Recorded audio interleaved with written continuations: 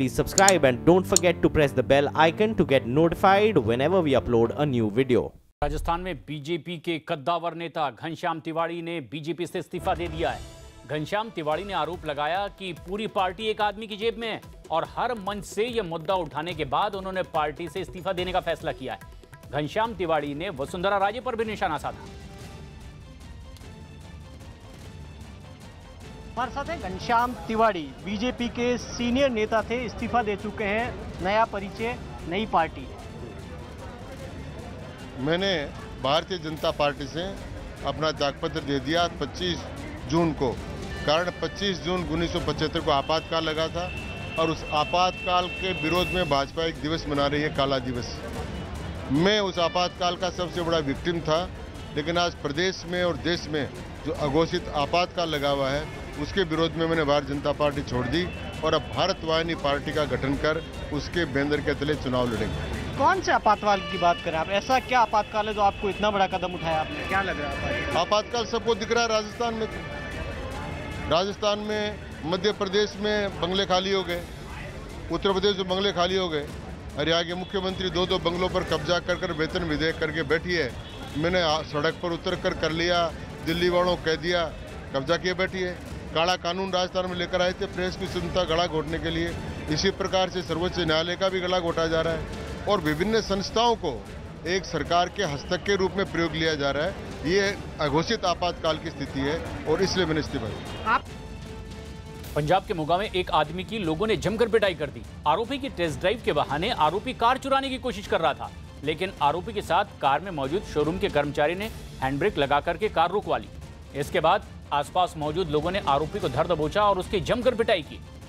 कांग्रेस के वरिष्ठ नेता सैफुद्दीन सोज अपनी किताब Kashmir glimpses of history and the story of struggle को लेकर विवादों में घिर गए। उन्होंने एक बार फिर से कश्मीर को लेकर विवादित बयान दिया है। जम्मू कश्मीर प्रदेश कांग्रेस कमेटी के पूर्व अध्यक्ष सैफुद्दीन सोज ने पीटीआई को दिए इंटरव्यू में दावा किया कि केंद्र सरकार कश्मीर में ज्यादा सुरक्षा बल का इस्तेमाल कर रही है, इससे घाटी में ज्यादा लोगों की मौत होंगी।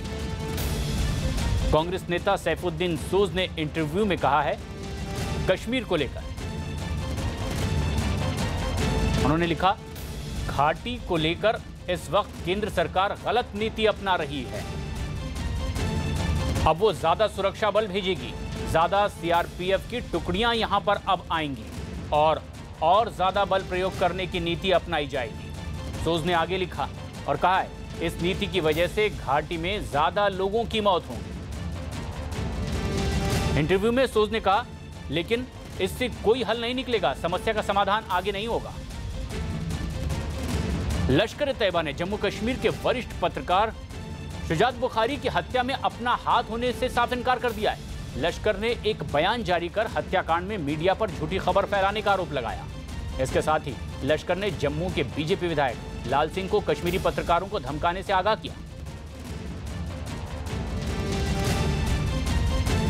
तन्वी सेठ पासपोर्ट मामले में चश्मदीद ने खुद के अपहरण की कोशिश का दावा किया।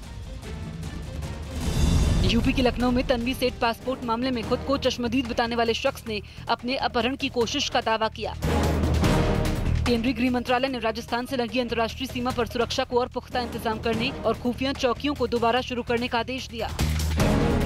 राजस्थान के कोटा में एमबीएस अस्पताल में सफाई कर्मचारियों के हड़ताल पर जाने से पहले कचरे को अस्पताल के अधीक्षक खुद झाड़ू उठाकर साफ करने लगे। झारखंड के लातेहार में कुछ लोगों ने गर्मियों की छुट्टियों में बंद पड़े एक सरकारी स्कूल के फर्नीचर और कक्षाओं में आग लगा दी। राजस्थान के हिडौन में एक बस के हाई टेंशन तार की चपेट में आने से उसमें सवार करीब 15 लोग झुलस गए। जम्मू कश्मीर के श्रीनगर में राज्यपाल के नवनियुक्त सलाहकार विजय कुमार ने पुलिस अधिकारियों के साथ बैठक कर राज्य में सुरक्षा की समीक्षा की। यूपी के एटा में बीजेपी सांसद साक्षी महाराज के महिला डिग्री कॉलेज में चोर लाखों का सामान चुरा कर ले गए।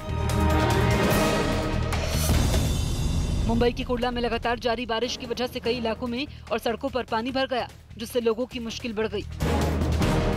यूपी के फतेहपुर में एक लड़की पर मामूली विवाद के बाद पिता की फावड़े से काटकर हत्या करने का आरोप लगा। यूपी में अलीगढ़ के पास कूड़े के ढेर में एक हैंड ग्रेनेड बम मिलने से सनसनी फैल गई। सऊदी अरब में महिलाओं को सड़कों पर वाहन चलाने की इजाजत मिलने को यादगार बनाते हुए महिला ड्राइवर असील अल हमद फॉर्मूला 1 कार चलाने वाली देश की पहली महिला बन गई। तुर्की में नए राष्ट्रपति और संसदीय चुनावों के लिए रविवार को लोगों ने मतदान किया। चीन के गुजहौ प्रांत में लगातार बारिश होने के बाद सड़कों और घरों में पानी भर गया और कई मकान और सड़कें भी टूट गई। अमेरिका के राष्ट्रपति डोनाल्ड ट्रंप ने देश की सीमा पर सुरक्षा को महत्वपूर्ण बताते हुए डेमोक्रेटिक नेताओं पर तंज कसा और अपनी सरकार के काम की तारीफ करते हुए बुश और ओबामा से बेहतर बताया। प्रधानमंत्री नरेंद्र मोदी वायुसेना के एक बीमार जवान से मिले। वायुसेना का जवान राष्ट्रपति भवन में गार्ड ऑफ ऑनर के दौरान अचानक बेहोश होकर गिर पड़ा था। इस घटना की सूचना मिलते ही पीएम मोदी उस जवान से मिलने के लिए पहुंचे और उसके स्वास्थ्य के बारे में जानकारी ली। राष्ट्रपति भवन में दरअसल सेशल्स के राष्ट्रपति को गार्ड ऑफ ऑनर दिया जा रहा था और उस वक्त ही ये वाकया पेश आया जब वायुसेना का एक जवान बेहोश होकर गिर पड़ा। लेकिन इसकी खबर मिलते ही खुद प्रधानमंत्री नरेंद्र मोदी उनसे मिलने के लिए पहुंच गए। बेहोश जवान को उपचार के लिए भर्ती भी करवाया गया। इस वक्त सेशल्स के राष्ट्रपति भारत दौरे पर हैं और राष्ट्रपति भवन में उन्हें गार्ड ऑफ ऑनर दिया जा रहा था। लेकिन इस मौके पर वायुसेना का एक जवान बेहोश होकर जैसे ही गिरा तो प्रधानमंत्री मोदी खुद उनसे मिलने के लिए उसके पास पहुंचे।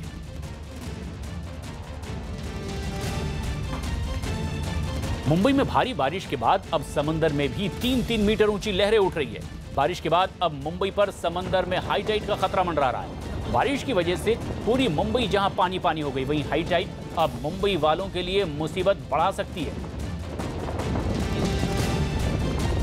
मुंबई के समंदर में इस समय 3.5 मीटर से ज्यादा हाई टाइड की लहरें हैं। आप 3.5 मीटर से ज्यादा ऊंची उठ रही है। ऐसे में अगर मुंबई में फिर से भारी बारिश होती है तो मुंबई करों के लिए निश्चित ही दिक्कत झेलनी पड़ सकती है, क्योंकि मुंबई के सारे नाले, सारी नदियां समुद्र में आते हैं और समंदर की लहरें। उधर उत्तर प्रदेश के गोरखपुर में चर्चित बीआरडी मेडिकल कॉलेज में नाबालिग लड़की का गैंगरेप करने की कोशिश की गई है। पीड़ित ने आरोप लगाया है कि नौकरी दिलाने के बहाने 3 लोगों ने उसके साथ गैंगरेप की कोशिश की। मामला सामने आने के बाद पुलिस ने आरोपियों के खिलाफ केस दर्ज कर लिया है। ये वही बीआरडी मेडिकल कॉलेज है जहां पिछले साल ऑक्सीजन सप्लाई बाधित होने की वजह से कई बच्चे काल के काल में समा गए थे। इसके अलावा इस कॉलेज में अप्रैल में एक छात्र ने आत्महत्या भी कर ली थी।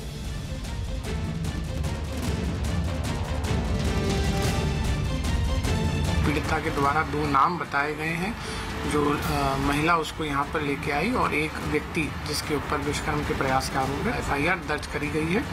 इस घटना की विवेचना की जा रही है। जो पीड़िता के पेरेंट्स हैं उनको भी संज्ञानित कर दिया गया है और वो लोग भी यहाँ पर आ रहे हैं।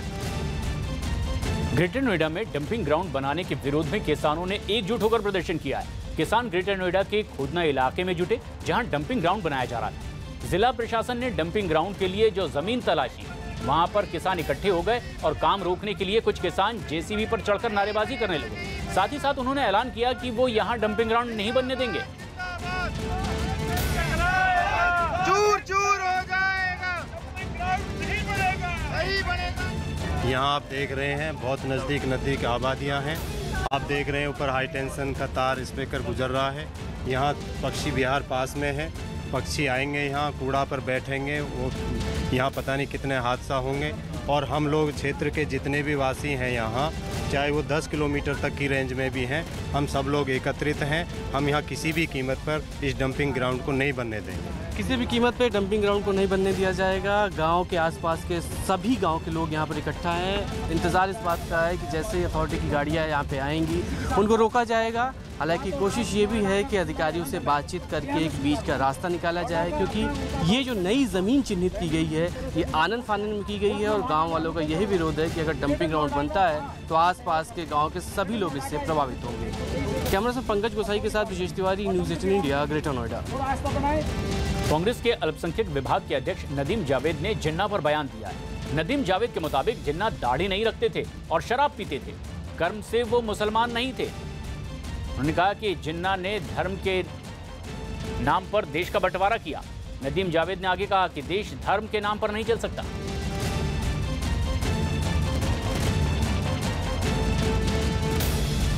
बड़े कमाल की बात है कि मोहम्मद अली जिन्ना, जो कि दाढ़ी नहीं रखते थे और वो अपने आप को मुसलमान कहते थे, लेकिन कर्म से मुसलमान नहीं। वो शराब पीते थे। ये ऐतिहासिक सत्य बोल रहा हूं। मोहम्मद अली जिन्ना शराब पीते थे। मोहम्मद अली जिन्ना कहते थे कि कुरान में जो कुछ लिखा गया है इस्लाम के बारे में, वो जाहिल मुसलमानों को डराने के लिए लिखा गया। धर्म के नाम पर मोहम्मद अली जिन्ना ने इस देश के अंदर मूवमेंट खड़ा किया और हिंदुस्तान के 2 टुकड़े हुए पाकिस्तान बना। और अब सवाल पे आइए कि 1947 में धर्म के नाम पर पाकिस्तान जरूर बन गया, लेकिन 1971 में भाषा के नाम पर पाकिस्तान के 2 टुकड़े हो गए, बंगाली अलग हो गए और पंजाबी अलग। इसलिए इस बात को समझने की जरूरत है कि धर्म के नाम पर देश नहीं चल सकता, कामयाब नहीं हो सकता।